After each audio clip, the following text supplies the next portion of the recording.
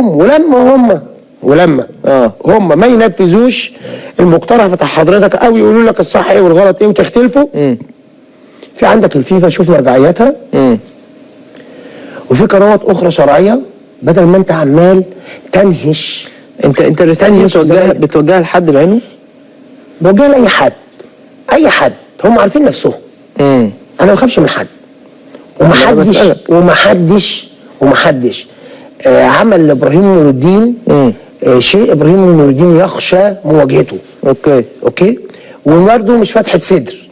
ماشي. انا بس كلامي ممكن يكون بحده شويه، لان انا كنت اسمو في بعض الاشخاص ان يكون عندهم احترام زايد للمنظومه اللي انت حاليا بتطلع تنتمي اليها وبيتقال عليك خبير تحكيم وبتقطع فيها. انت اطلع قول الحلول، اطلع دافع عن زمايلك، كلم زمايلك وقول لهم الحلول ايه. قرب من المنظومه، مش ان انت تبقى موجود وتلتف على 2 3 زملائك. ما عندناش خبراء تحكيم، عندنا خوابير تحكيميه.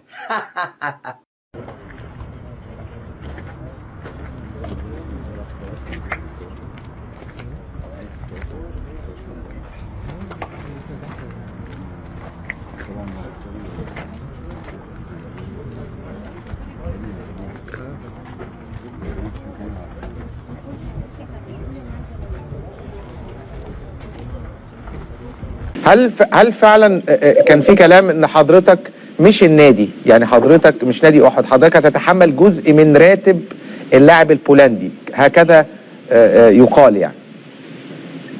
شوف، اولا فيما يخص اللاعب البولندي عشان تكون القصه كامله، احنا في مجلس اداره نادي احد تولينا الرئاسه من 8 اشهر.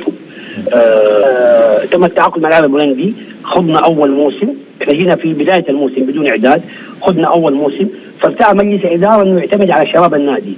وصلتنا عروض كثير بصراحه للاعب البولندي، ولكن المجلس ابتدى انه اللاعب يلعب في بيئه ممكن يعني تفيد نادي احد على المستوى التجاري الموسم المقبل، وتفيد نادي احد على المستوى الفني. فكان عرض الزمالك والعرض افضل.